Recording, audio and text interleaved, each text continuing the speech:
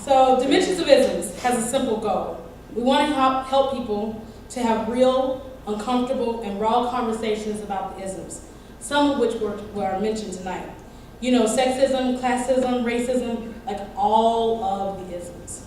We want to move people by forcing them to deal with issues in a real and hard-hitting way. Ginger and I, we started this because we were tired of the PC conversations that we were a part of when it came to race, class, and gender. These combos would always end with white participants feeling great about the work they had done, but they hadn't actually pushed themselves to see the racist in themselves, but they had done the work.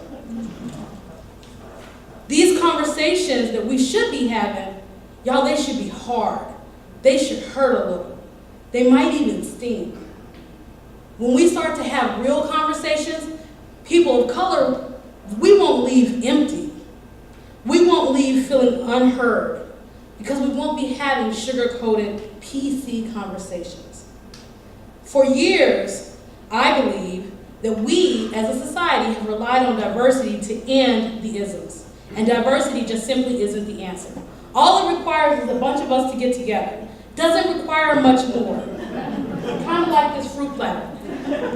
They're all together, but they're not talking, they're not doing the work.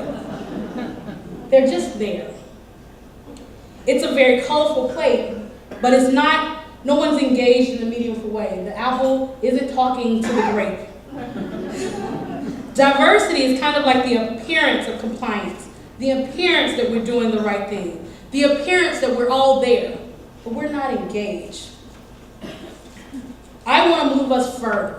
I want to push us to a point where we cross the barrier, where we're not just working to work together. And in my time on this life, on this earth, I went to law school. And one of the things that scared me the most at law school was how they focused on diversity. They focused on making sure we were all present, but they didn't give us all a voice. I noticed that when we lost some of my black classmates, and I was walking around a corner and overheard some white students refer to us, just like Judge Sonia Sotomayor has referred to herself as affirmative action babies. They said we couldn't handle the work and that we didn't deserve our scholarship money. To hear other students talk about me and mine like that was very harmful and dismissive. We deserve to be there.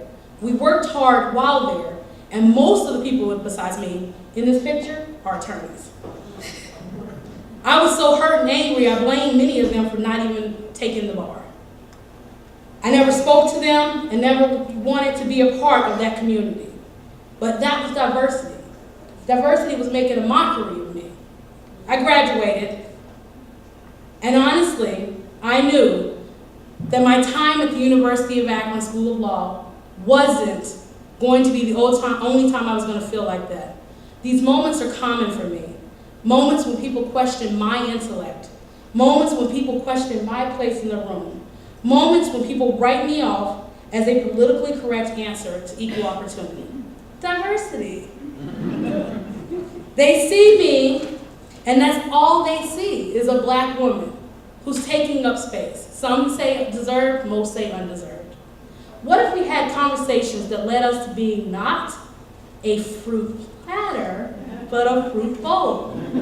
What if we moved to a conversation that made us all feel like we were important? What if we were able to keep our own integrity and our own worth, but still be a part of something?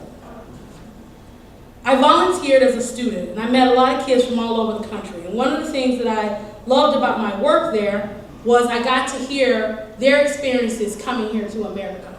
One of the things that shocked me is by the time they had been here no less than 2, 3, 4 weeks, I would always inevitably get that call. And they'd be like, Sonny, can you please do me a favor? Yeah, what is it? Can you stop calling me Habe? Can you call me Becky? I literally got 3 or 4 students a semester that wanted me to call me Becky. I'm not calling you Becky. It's not happening. You're Habe. I encouraged them to be Habe.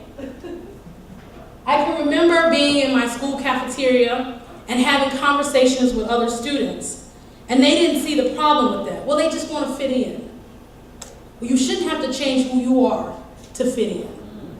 They should be able to be Habe. They should be able to be who they are.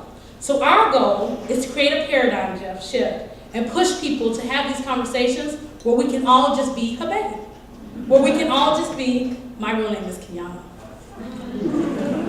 Thank you guys so much. I want to say I am truly blessed to be here because some of the speakers we had were awesome.